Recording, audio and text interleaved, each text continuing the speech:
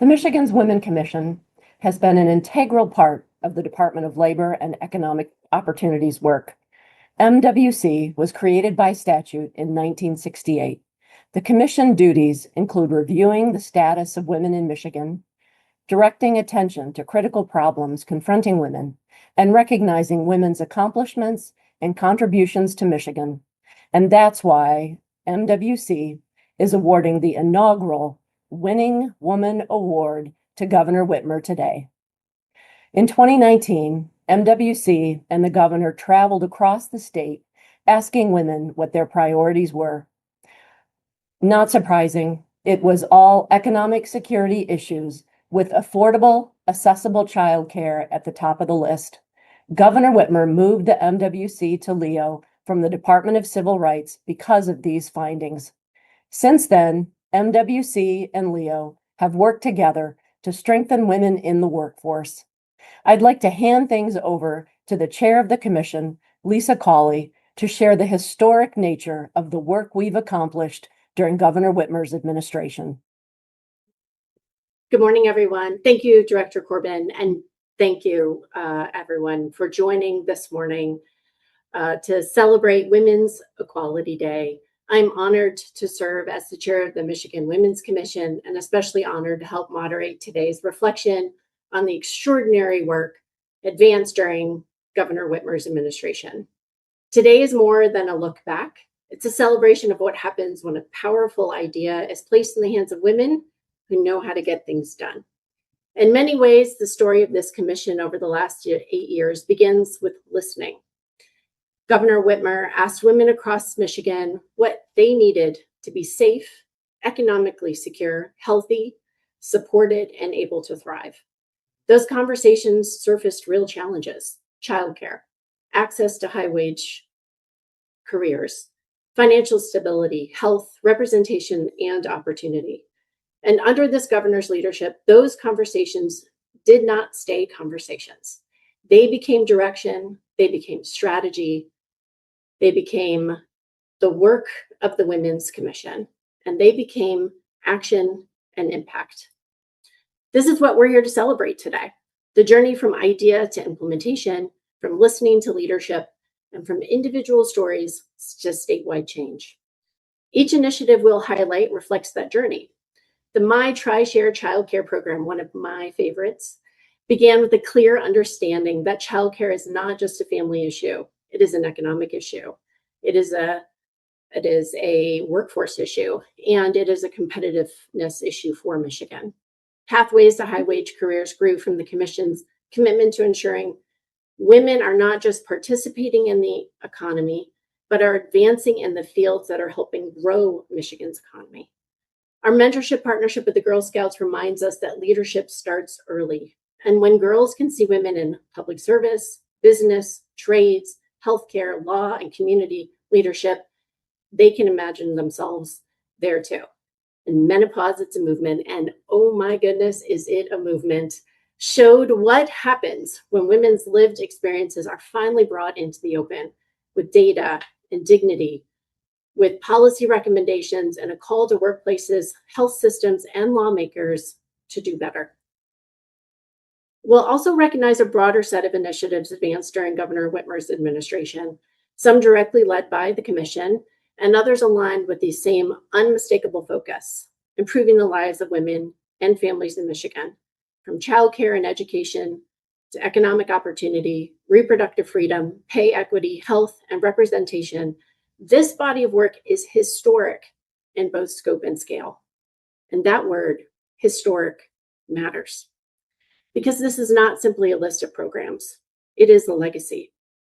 It is a foundation for future generations of Michigan women and girls. It is proof that when government listens, and when women lead, and when ideas are matched with urgency and action, lives change. I often think about the ripple effect of this work. A mother who can stay in the workforce because childcare is within reach. A woman who enters an apprenticeship or launches a business because a pathway was made viable. A young girl who sees herself perhaps as a future commissioner, a CEO, a judge, a doctor, or maybe governor. A woman in midlife who finally has language care and support for health experience that too many have navigated alone. Those are the wins we are celebrating today. They are policy wins, yes, but they're personal wins, they're family wins, they're community wins, and more importantly, they're Michigan wins. And so we move through today's program. I invite you to listen, not only for what we've accomplished, which is tremendous, but also how it happened. It happened from a governor willing to ask the right questions, a commission ready to turn those questions into answers, into action, and with women across the state who lent their voices and expertise and stories and leadership to make the work real. And now I'd like to turn over to Commissioner Maria Martinez to share with us an example of the GSD attitude, and I think we all know what GSD stands for, that we have all come to embrace. So Commissioner Martinez, I'll hand it over to you. Thank you very much.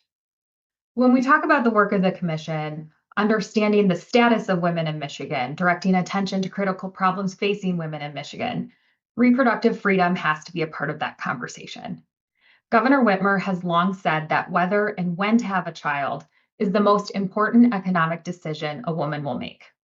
So when the Supreme Court took up the Dobbs case in 2021, she knew what was at stake.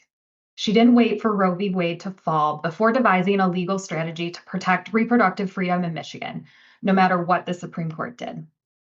You might remember that in the summer of 2022, a draft decision leaked showing that the Supreme Court intended to overturn Roe. Weeks before that, Governor Whitmer preemptively filed a lawsuit to affirm the right to abortion and overturn an extreme 1931 law banning abortion without exceptions for rape or incest. Through a series of legal orders, that old law never came into effect. But Governor Whitmer didn't stop there. She championed Proposal 3, and that fall, Michigan voters made their voices heard and enshrined reproductive freedom into the state's constitution. Since Roe was overturned, there has never been a day in Michigan when women didn't have access to abortion care. And Governor Whitmer has never stopped fighting for women and families, including by signing the Reproductive Health Act. This story is emblematic of Governor Whitmer's leadership and the leadership that she asks from all those on her team, including the Michigan Women's Commission. Listen for the opportunity to make a difference and act whenever you can. Thank you, Commissioner Martinez, for that. We know that having children is one of the biggest economic consideration in a woman's life, and we are very grateful to Governor Whitmer to solidify that choice for us here in Michigan. And if you do have children in your life, you do understand that one of the biggest economic implications of that is, say it with me, childcare. And so with that, let's turn to one of the clearest examples of how an idea turned into not just a program, but a nationally recognized model for impact, our Michigan Tri-Share childcare program. At this moment, I'd like to invite in Commissioner Saunders and Commissioner Nelson into the conversation. And I'm going to start with you, Commissioner Saunders. If you could tell us a little bit about how the program got started. Where did the idea come from? Well, thank you so much. Governor Whitmer asked us to survey women across Michigan and better understand challenges being faced. And through statewide surveys and focus groups, we've heard firsthand about a wide range of issues affecting women, families, and communities. One issue surfaced consistently, regardless of geography, income, or circumstance: childcare. Again and again, women told us that the lack of affordable, accessible childcare was creating impossible situations for working families. We heard stories of parents struggling to remain in the workforce, businesses struggling to retain employees, and families forced to make difficult choices simply to get through the day. The findings led to 10 recommendations to help protect and strengthen Michigan's childcare system, specifically during and after the pandemic. I'm proud to say that 9 of those 10 recommendations were ultimately achieved by this administration. Among them were the launch and expansion of the Tri-Share childcare program, which has become a national model for helping employers and families share the cost of care alongside state government. These outcomes reflect what can happen when leaders listen and act. Governor Whitmer recognized that childcare was not only a family issue, but an economic issue, and she made it a priority when the industry needed support the most, and has remained committed to elevating and amplifying our providers that are vitally important, especially in the small business ecosystem. Commissioner Nelson, you were leading the W.K. Kellogg Foundation at that time and played an important role in supporting TriShare's work. Could you share what led to the foundation to invest in this effort? Sure, absolutely. And good morning, everyone. Thank you, Commissioner Saunders. So, when we think about the W.K. Kellogg Foundation's decision to support the TriShare program, it is important to understand that the foundation's investment was rooted in a simple belief: children and families thrive when families have access to the resources they need to succeed. For the Kellogg Foundation, childcare is not simply a family expense, it is essential infrastructure. When parents cannot afford access to quality childcare, they may have to reduce their hours, leave a job, or delay returning to their work. When families struggle, children and communities absolutely feel the impact. So that is why TriShare was so compelling to us. It offered a different way of thinking about the childcare challenges. Instead of replacing or placing rather the responsibility entirely on the parent, the model brings together the employee, the employer, and the state, with each sharing a portion of the cost. For the Kellogg Foundation, there was another important dimension. TriShare was an opportunity to test a systems level solution. Our investment helped demonstrate what can happen when philanthropy, government, employers, childcare providers, and communities work together around a model that can be expanded and sustained. So, what began as a pilot has grown into a statewide initiative helping families reduce the financial burden of childcare while also helping employers attract and retain talent. Ultimately, the foundation's support for TRICARE reflects what the Kellogg Foundation has believed in for nearly a century. When we invest in children and families, we are also investing in the future of our communities and our economy. TriShare is an example of what is possible when we stop looking at childcare as an individual family's problem and begin treating it as the shared responsibility and shared opportunity that it truly is. Thank you, Commissioner Nelson, and thank you, Commissioner Saunders. I am proud to share that TriShare is now state law. So we have solidified this program, and it is now a part of how we care for our families, how we care for our economy here in Michigan. This program serves currently over 300 employers, working with over 1,000 families, and served just this last month over 1,200 children. And we expect that number to continue to grow. So thank you to all the commissioners and all the partners who worked on what I will reiterate what Commissioner Nelson just said, the infrastructure of childcare. I'm going to pivot us to our next initiative. As you heard, we listened to the women of Michigan and understood that childcare was the number one priority and took an action on that. We went back to the data to say, what else? What's the next thing on that list? And what we saw was economic opportunity was right there at the top.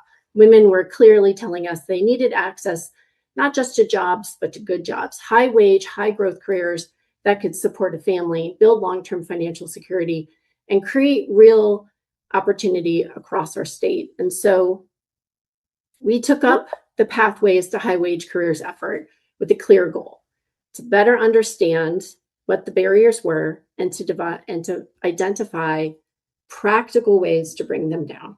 So more women can move into careers where Michigan is growing and where women deserve to be fully represented. So in August of 2025, we released our Pathways to High Wage Careers report. I'd like to invite Dr. Tracy Joshua into the conversation to help. She is the chair of our Financial Freedom Committee, which is one of two subcommittees we have as a part of our commission. Dr. Joshua, I'd like you to help us understand how we got started with this report and how we landed on the set of recommendations that we have today.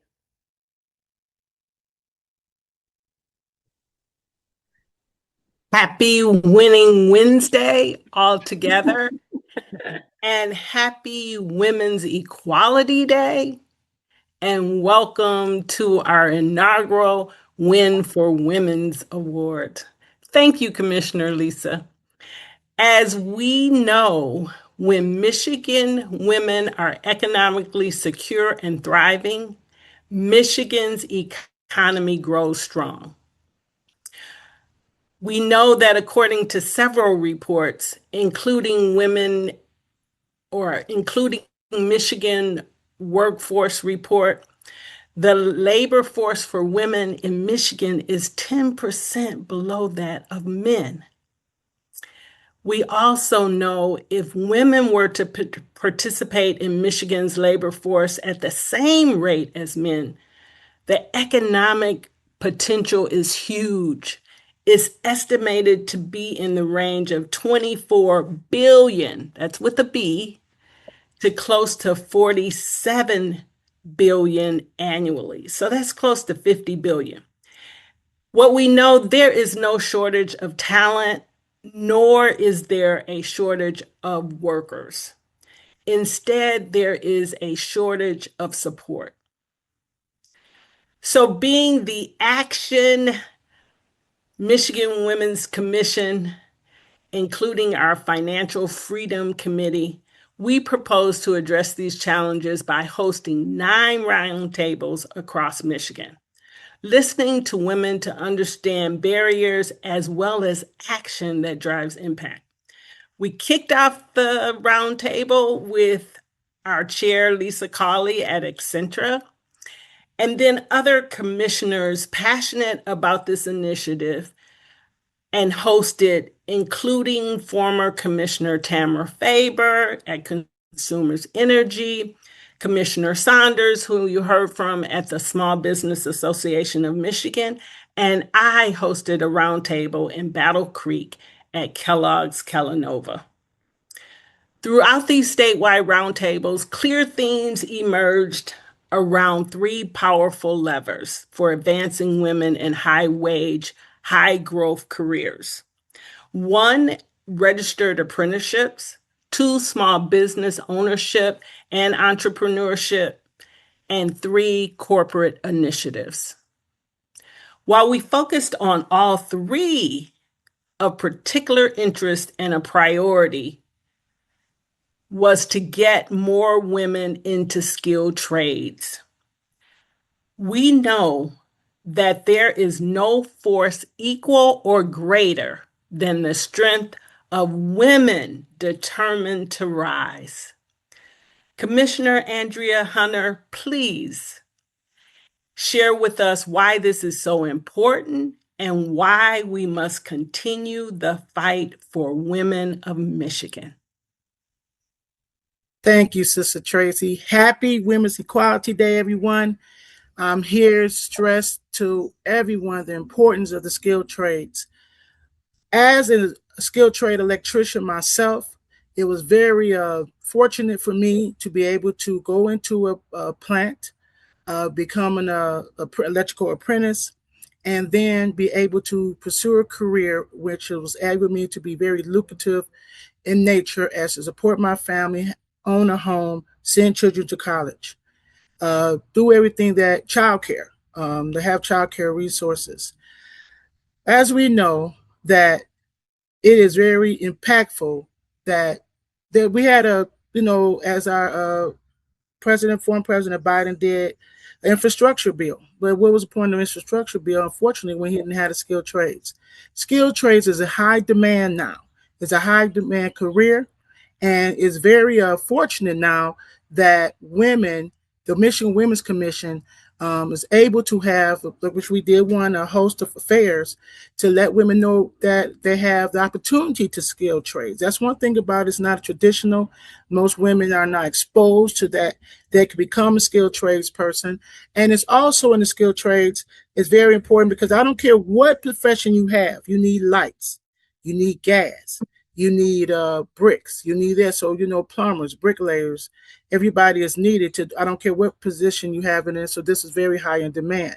One of the things we did at the Women's Health Fair that was, we were able to have women from different sectors of skilled trades there. We also had a supporter and they had a panel support from a legislature like a House Representative to lead, because we do need legislation in order to, like I said, my fellow sisters here just said things they were able to pass, initiatives and stuff, so we need legislation. But we want to understand that it is very important for women to be able to have a trade without cost of education. Most trades, you are paid by whoever employs you to be able to skill your craft. Okay. And that's very important because the high cost of a lot of people can't pay their bills, and women, especially with the child care costs, then have to pay back student loans. So that's one thing good about the skilled trades, that they are usually paid for you, even transportation, the different your equipment and everything that you will need in that on high demand. But we are proud as the Michigan Women's Commission to know that the problem I see is awareness. A lot of women are not aware of this, career opportunity. So we'll be hosting throughout Michigan different fairs in different cities to let awareness and opportunities in order to pursue the trades. Thank you so much, Commissioner Joshua and Commissioner Hunter. Thank you both so much for all the work that you did on the Pathways initiative. And it's clear from the recommendations that we've got practical and actionable levers and still some more work to do. But in particular, we've got 3 areas that we need to continue to advance. One is, to Commissioner Hunter's point, continue to advance registered apprenticeships and earn to learn or earn while you learn models, right? So we do not have to incur any additional debt or unnecessary debt. We need to strengthen entrepreneur and small business supports, especially access to capital and helping women start businesses. But what we heard more importantly is grow and scale their businesses. So those are the other places where we need to continue to advance our action as a commission. And then lastly, to continue to incentivize our employers to either maintain or develop corporate initiatives that identify and remove the barriers for progress for women leaders within their own organizations, and to allow for a degree of flexibility and culture and retention. So those were that is still part of our action-oriented agenda for the Michigan Women's Commission related to our Pathways report. And I think, as you also probably are starting to see too, that these are interconnected initiatives, right? So childcare impacts my ability to participate in an apprenticeship, right? But if we have apprenticeships that cover cost, then I have the TriShare program I can take advantage of, right? So we are knitting together and weaving together I would say the safety net, if you will, right? Or the ways in which we can enable women in Michigan to advance themselves both economically and to be able to thrive here. So I want to pivot us to one of the other programs that we've been initiating. And just as TriShare addressed childcare and Pathways is addressing economic mobility, I'm very proud of the partnership that we have with the Girl Scouts. This is a very meaningful part of our legacy, and it's the same idea behind Pathways: visibility, access, leadership, opportunity, and it brings all of that to girls at a very formative age. So when girls meet women leaders, hear their stories, and see the many ways women serve and lead and build and make change, they begin to imagine those possibilities for themselves. So next, let's talk about that mentorship program with the Girl Scouts. I'd like to invite Commissioners Williams, Mandava, and Townsell into the conversation. And I'm going to begin with Commissioner Williams and Mandava. And perhaps you two can tell us how this all started. And I believe it was on an island northern of where we all right now. So I'll hand it over to you two. Good morning, everyone, and thank you, Commissioner Lisa. You know, it was a couple of years ago on a beautiful day, much like this one, that Governor Whitmer brought women governors from across the country together on the porch of her residence for conversation about women in leadership. She asked the Michigan Women's Commission to facilitate that conversation. And, I remember looking around that porch and thinking, what an extraordinary moment it was. These women weren't debating whether women could lead. They were leading states, making decisions, setting priorities, and exercising real authority. As a co-facilitator, I asked, why is it vital to have women in leadership right now and leading governments at this moment? And for generations, we fought for representation, and representation matters. But representation gets women into the room. Leadership is what they do with the authority once they're there. And that is what Governor Whitmer does. She puts the office to work, shaping what gets noticed, what gets taken seriously, what gets moved forward, and what gets done. And we see that again and again in her work generally, but also in the commission's work. And again, she moves those issues from conversation to consequences, real good ones, from the porch to policy.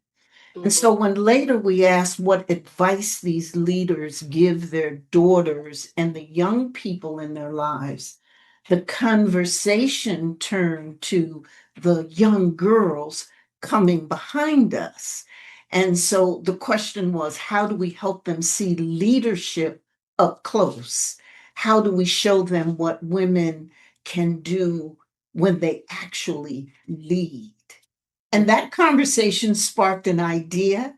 And in true Governor Whitmer fashion, the idea didn't stay on the porch, it moved into action. Commissioner Sabala, you were there with me. Let's talk about what grew from it.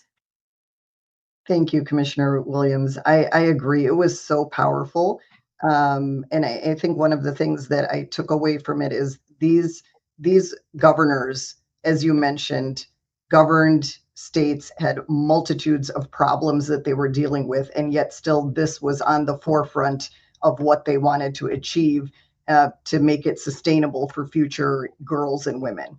And because of that, this mentorship program is so powerful and meaningful to me because it is really powerful. We know when a young girl can see somebody people like us, who look like her, who talks like her, who have walked paths that they can imagine. And so with this collaboration with the Girl Scouts of Michigan, this commission has opened doors to public service and leadership that is real and meaningful, and more importantly, reachable for these young women. And I am so grateful to be a part of this initiative that helps plant the seeds so early, because we all know it here. When we mentor young girls, yes, we are helping their future, but we are really strengthening the future of our communities. And so I'm going to ask Commissioner Townsell to share more about the impact that this mentorship program has had to date. Thank you, Commissioner Mandava.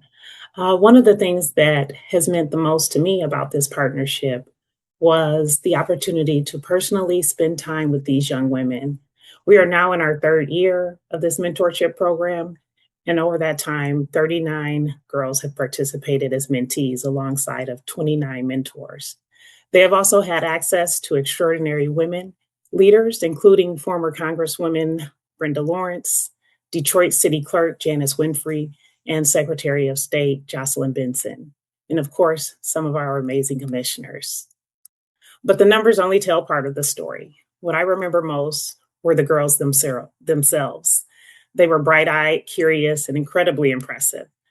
I remember listening to the questions that they asked and thinking about the confidence that it takes at that age to sit in a room with accomplished women and engage with them about leadership, government, public service, and issues affecting their communities.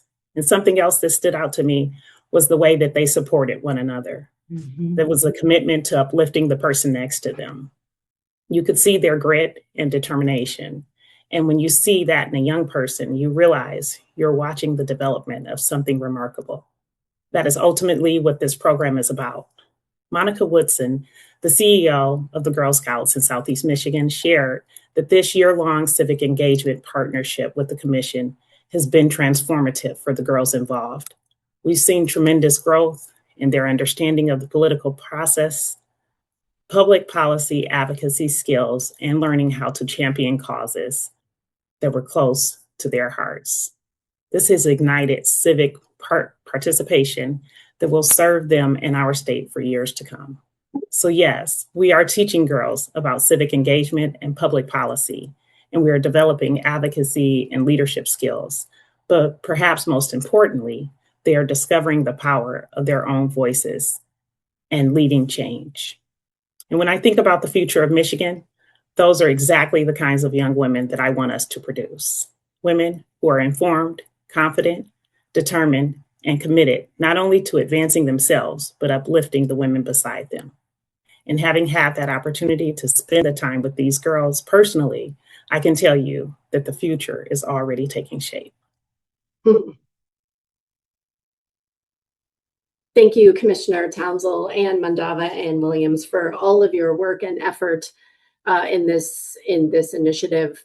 The power of this work reaches forward.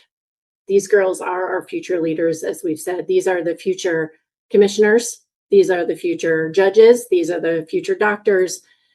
These are the future governors that will be on that porch in the future, right?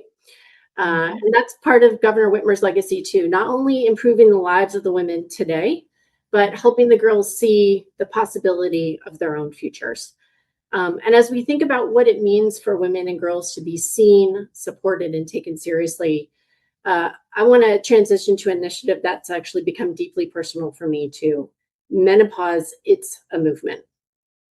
So for several years, I struggled with perimenopause symptoms without fully understanding what was happening with me. I did not have the language for it. I didn't know what to ask. I, like so many women, just tried to push through professionally, personally, mentally, physically, really without realizing what was happening to me was a very real health transition that is a part of my normal process of being a woman. And it went unnamed and unsupported for a very long time. And this initiative changed my life. Like it literally changed my physical and mental and family life. It helped me understand what was happening to my body. It helped me find a doctor who, ironically, is literally right down the street from where I am talking right now. And it provided me with real answers to my questions and real care and real physical and mental relief. And so I'm forever grateful for that, as is my wife and my children and my family and my coworkers. And that's why this movement matters so much. And I think that's also why it has taken on something more than, I feel like a movement isn't even quite the right word for it. It feels so much bigger than that.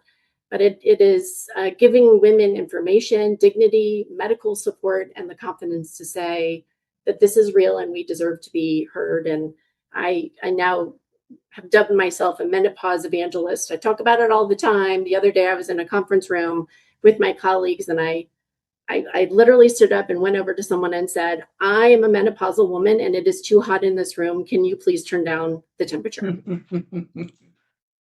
And I had a male colleague come up to me and say, thank you for doing that. My wife is also in menopause and I was hot too. And I was like, see, we all just need to keep talking about this. So anyway, with this, I'm going to hand it over to our fearless leader, Cheryl Bergman, to talk to us more about what is happening, how it started, and where we are today with Menopause, It's a Movement. Thank you. Thanks, Lisa. Thank you for sharing your story. And we've heard stories like yours, life-changing stories throughout the last couple of years since we started this movement and from women all across the state. And we created a video, 8-minute video, compiling the stories of these women that we heard. And it's linked in our menopause memorandum, which is on our website, michigan.gov/MWC. And if the only thing you do is watch this 8-minute video, it tells the why of the menopause movement. And it did start with a conversation that the governor started again. So she met Halle Berry, yes, Oscar-winning actress Halle Berry, at the end of 2024 at a governor's meeting. And Halle was talking about her own menopause experience and how she's advocating for legislation and policy at the national and state level. And the governor said, you got to come to Michigan. The Women's Commission's talking about this. They've released a menopause in the workplace survey. And in 2025, March of 2025, Halle did come to Michigan and we launched Menopause, It's a Movement. And at that launch event, Governor Whitmer said, I want Michigan to be a leader in midlife women's health policy and menopause policy. Since then, since March of 25, we had 600 respondents, over 600 respondents to our Menopause in the Workplace survey. We held 13 conversations across the state with bringing in midlife women's health experts to educate women. And we talked to over 2,500 women in these conversations. 7 pieces of menopause-related legislation has been introduced in the Michigan legislature, 2 of which have passed the House with bipartisan support. So we are leading.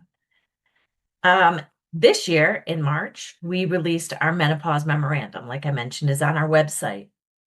And this memorandum makes recommendations to lawmakers and employers on how they can help women thrive through this natural life transition, which we know when women thrive, our communities thrive, our economies thrive, everybody thrives, families. And the 3 key takeaways that we learned from the survey and from the conversations that we had were educate physicians, educate us, and do it when we're young. When we talk to young women about their menstrual cycles, tell them what's coming with perimenopause and menopause and that they don't need to suffer. That was a key thing. Nobody needs to suffer anymore.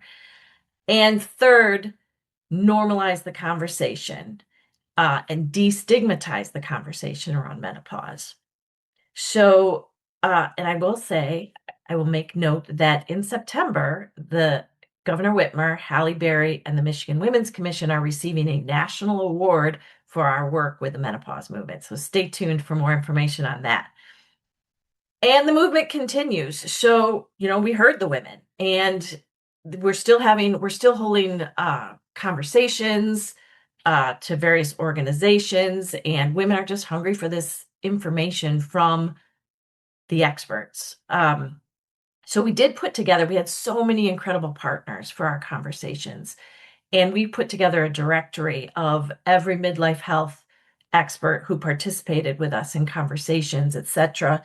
And that is also on our website, which is a great resource for people to take a look at. So we're going to continue the movement, and we're going to help women. Our next step is to help women create their own menopauses, we're calling them, in their communities, to help normalize the conversation on the ground, help women advocate for themselves in the workplace, at the doctor's office, at home, in their communities. And so stay tuned for information on that, how you may be able to create your own menopause in your community and continue the conversation. And of course, this movement would not have the momentum that it has without the vision and bold leadership of Governor Whitmer. And we are so grateful, and we're really reaching and changing lives of women across Michigan. It's incredible. And thank you, Cheryl, for all of your work. I think your entire calendar is just menopause, menopause, menopause. And every time Cheryl goes to gets invited to an event, I think you are standing room only. It is packed. So it is. Women want the information. Women want the information. They're hungry for the information, and we are thrilled to be a resource for that information. So thank you for all that you're doing, Cheryl. Thank you. I think this is also such a great reminder for us that that you're elevating this work, and that women's health is deserving of dignity and deserving of elevation and deserving of care and deserving of attention. So thank you. As we step back, the initiatives we've highlighted so far tell a really powerful story about the commission's role during Governor Whitmer's administration. We've listened to women.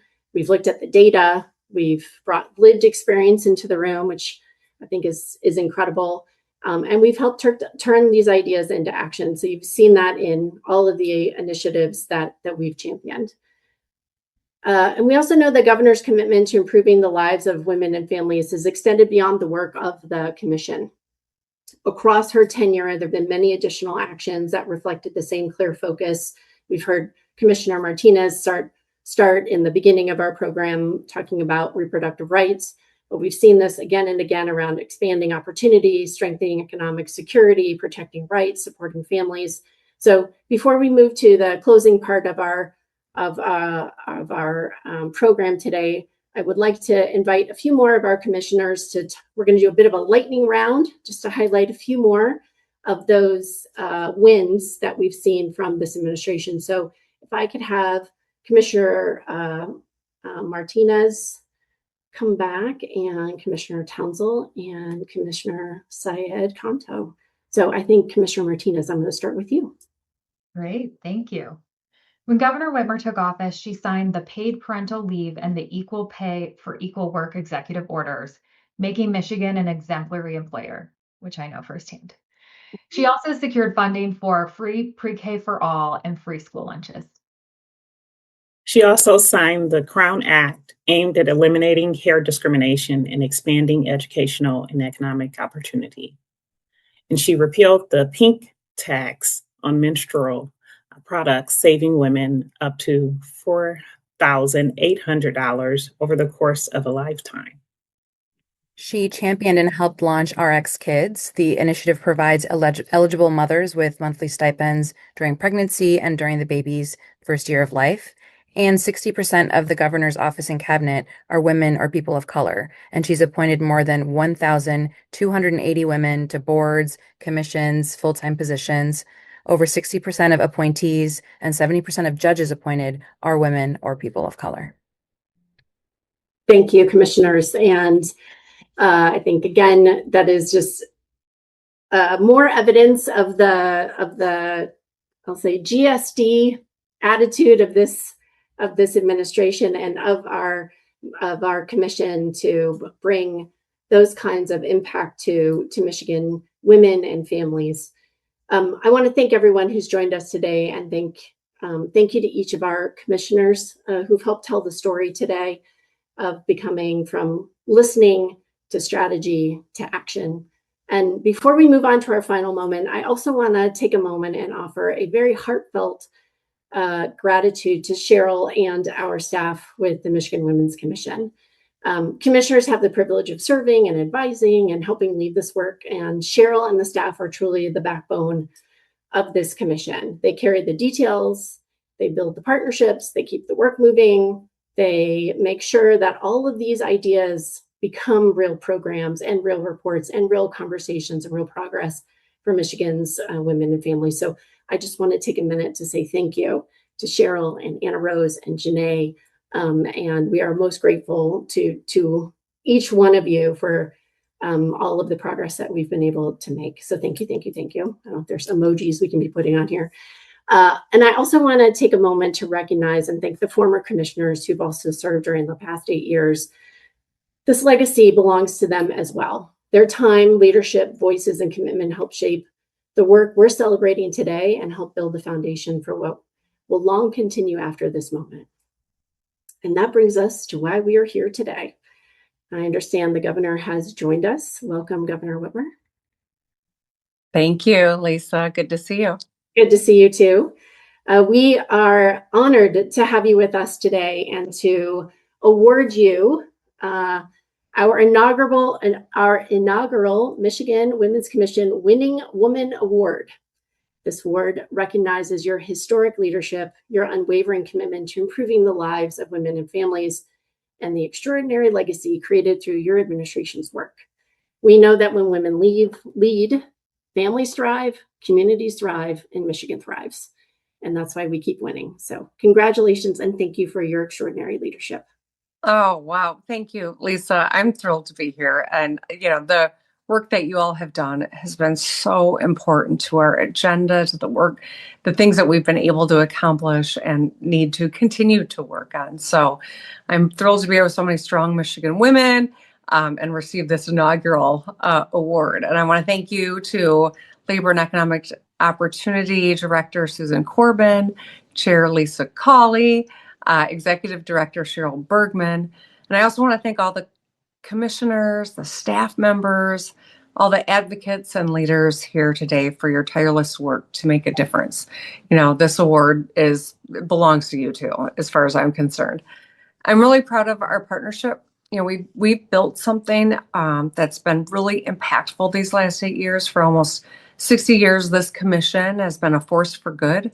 Not just identifying policy problems and solutions, but listening to women in communities all across our state, raising awareness of issues and problems that so often go underreported or just ignored, and reminding us that when we work together, progress happens and women thrive.